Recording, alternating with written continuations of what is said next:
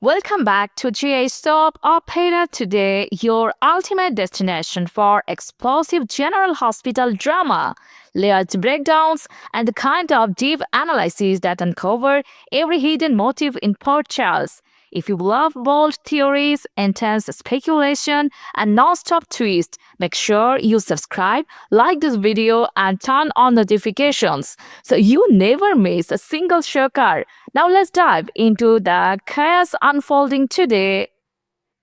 Lulu and Nathan are ready to define their future, but is Nathan hiding a betrayal that could destroy everything? Marco makes a dangerous decision to help Lucas save Brit, and Sidwell tightens his grip on poor Charles. Meanwhile, Willow embraces power, and aware that her darkest secrets may soon explode. Let's break it all down. Today's episode of General Hospital delivered emotional reconciliations, shocking alliances, quiet betrayal, and a terrifying undercurrent of danger that continues to grow beneath the surface of Port Charles. On one side, we have love stories attempting to rebuild themselves. On the other hand, political ambition, corporate control, and criminal masterminds quietly positioning their chess piece. Let's start at the hospital, where something deeply emotional unfolded between Trina and Portia. Trina admitted her mother that Isaiah paid her a visit, and that conversation forced her to confront truths she didn't want to hear.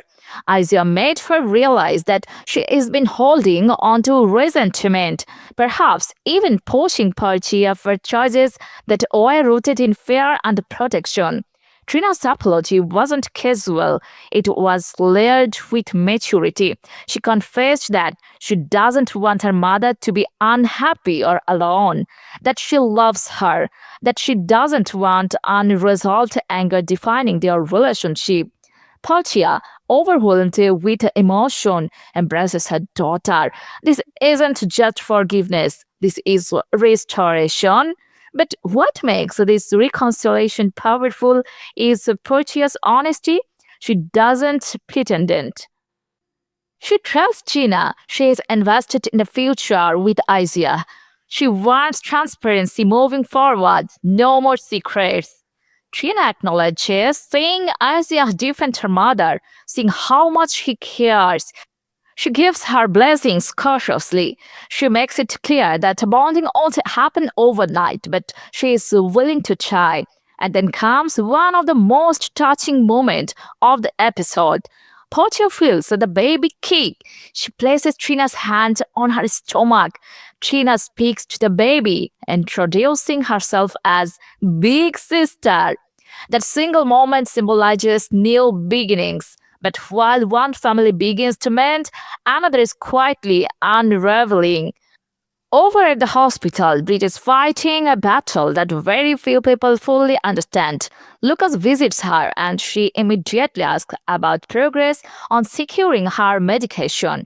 The experimental drug keeping her Huntington's symptoms at bay. Lucas hasn't secured it yet, but his promise is unwavering. He will get it. Brit, however, isn't waiting passively. She reveals a syringe filled with sodium pentanol. Her plan? Use it on Pascal the next time he injects her medication? Knock him out. Siege control. Lucas is tempted. Who wouldn't be? Pascal has been cruel, controlling, and smug, but Lucas refuses to let Brit risk everything. If she is caught, there will be consequences neither of them can undo. Instead, Lucas reveals he has another idea, and that idea requires help. Marco's defining choice. At Windermere, tension shimmers between Sidwell and Marco. Sidwell hears they are close to putting the final nail in Sonny's coffin. That along suggests a move against Sonny Corinthos is imminent. But more chilling is Sidwell's discussion about the prototype. He insists it has to work because their life depends on it. Who is above Sidwell? Who is pulling his strings? This suggests something far larger than we have seen. When Lucas confronts Marco later, demanding the truth about Brit, Marco doesn't lie. He explains that Brit must complete the project to receive her medication. Without compliance, no drug. Lucas asks for one dose, just one, so Brit can reverse engineer it. Marco refuses at first, explaining Colum would notice even a single missing vial. But in the final moments, Lucas draws the line. His staying at Windmere depends on Marco helping Brit. Marco looks at Lucas and calls him a good man. Then he agrees that agreement could change everything because helping Lucas means betraying Sidwell, and Sidwell does not forgive betrayal. At deception, Maxie returns to work and is greeted by Lucy with enthusiasm, but also guilt. The truth comes out. Deception's stock tanked after Maxie collapsed on live television. They needed a bailout. Sidwell provided it, and in exchange, he secured control over shipping and distribution. Maxie is furious. She wants no time calling Sidwell in for a confrontation. She demands to discuss his exit strategy. But Sidwell doesn't flinch. He reveals he has a 5-year contract he is not leaving. This isn't a partnership, it's a takeover in slow motion. And when he casually invites Lucy to lunch, it feels like a power play, isolating Maxie, asserting dominance. Maxie tells him the discussion isn't over, but Sidwell is used to winning. Nathan's emotional spiral and the suspicious undercurrent. At the Metro Court, Nathan tells Obrecht that it's over between him and Maxie. She chose Spinelli. Obrecht pushes him to fight for Maxie, for James. Nathan snaps. How dare you bring up James? The anger feels disproportionate, unsettling. Later, he tells Nina he is free now to pursue Lulu. Nina cautions him maybe he needs time to heal, but Nathan insists his heart wants Lulu. He takes her. They meet privately. Nathan wants clarity about their future. Lulu admits she wants to give them a chance, but he refuses to pursue anything in secret. One of them must tell Maxie. On the surface, it's romantic, but here is where things get darker. Sidwell recently revealed he has informants inside the PCPD. Nathan had access to key evidence against Willow. He was present when traffic cam footage was reviewed. He appeared in suspicious locations, including the night Laura found Dalton's body. Is Nathan leaking information? Is he feeding Sidwell into to stay ahead of law enforcement? There is something off. Some fans have even speculated this Nathan may not be entirely who he appears to be. Memories intact, but motives altered. If Nathan is Sidwell's informant, then his pursuit of Lulu may be more than romantic. It could be strategic. Willow embraces power. Willow gives Lulu her first interview about joining Congress. She is clearly inexperienced, overwhelmed until Nina steps in. Nina handles infrastructure question, funding priorities, and public positioning like a seasoned political operative. But when Lulu asks how Willow truly feels, Willow admits he almost said no. It was Nina who convinced her she could do good.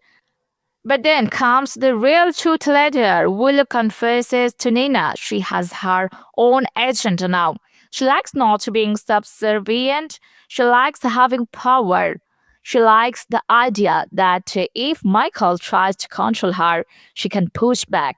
This isn't just about public service. This is about control. And Laura's quiet concern hints that she senses it too. She asks Willow whether she plans to use her position to settle personal scores. That question hangs heavy because Willow has secrets, and power can either liberate or corrupt. Obrecht, concerned and Brit's Daniel. Obrecht approaches Brit, concerned about Nathan's behavior. She believes he belongs with Maxie and James. Brit refuses it to interfere. Maxie made her choice. Interestingly, Albrecht picks up on something else.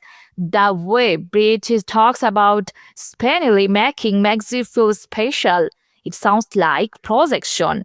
Like Brit speaking about Jason, Brit denies it, but Albrecht says through her. She believes Brit and Jason could be happy if they stopped sabotaging themselves.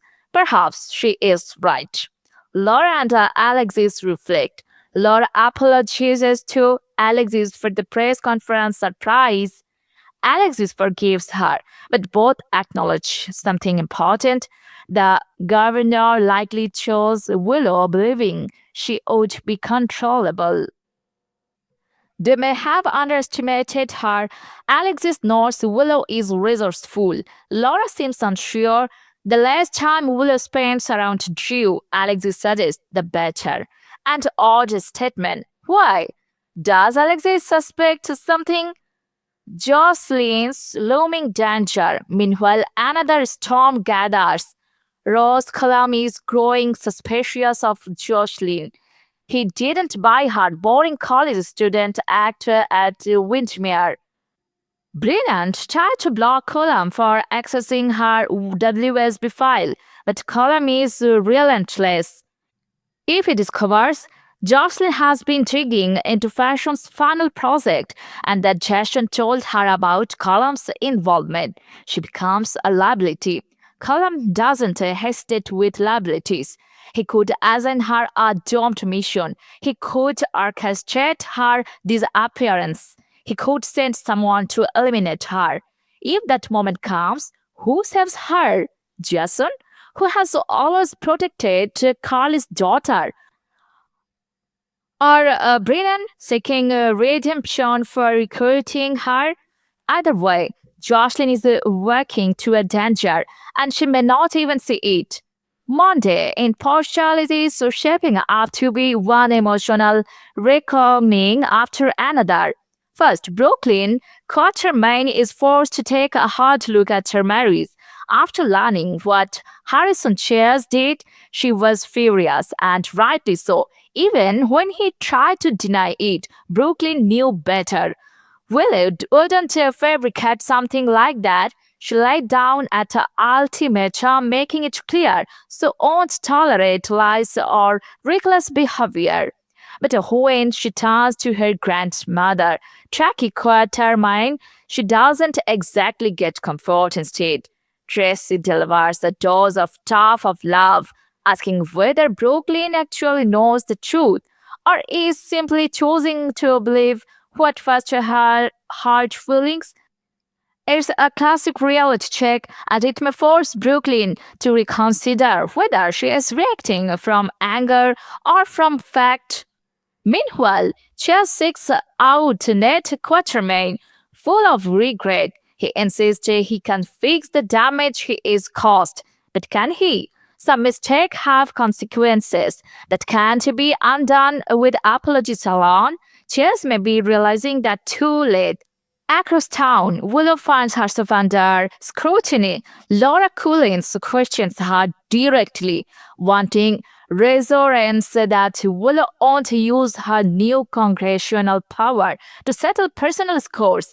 On the surface, Willow will likely say all the right things, but long-time viewers know Willow has been keeping score for a while now.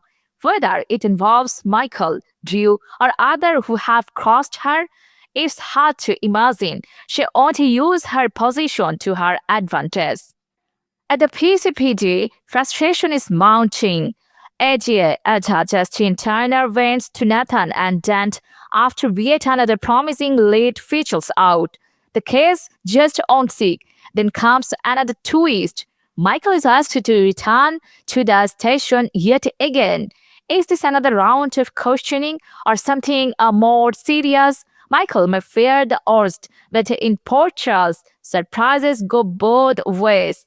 And finally, emotions run high between father and daughter. Christina Corinthos Davis confronts Sonny Corinthos, demanding to know how any of this is fair. Christina has never been one to stay silent when she feels wronged, especially where her family is concerned. Regret, power plays, tough love, and rising tension. Monday's episode reminds us that in Portugal's, every action has consequences, and no one escapes them for long. Is Nathan secretly Sidwell's informant? And if so, how long has been betraying the PCPD? Will Marco truly help Lucas save Brit, or will Sidwell discover the betrayal first? Is Willow stepping into empowerment or stepping into corruption? A shocking revelation about a trusted officer could shake the PCPD to its core. Meanwhile, Sidwell prepares a move that will threaten both deception and Sonny at the same time, and someone close to him may pay the price. That's today's explosive breakdown from GS Soap Opera today. If you are loving these deep dives into Portugal's biggest secrets, make sure you subscribe, like, and share with fellow GA's fans. The drama is escalating, alliances and shifting, and danger is closing in from every direction. We will be right here with the next bombshell drops.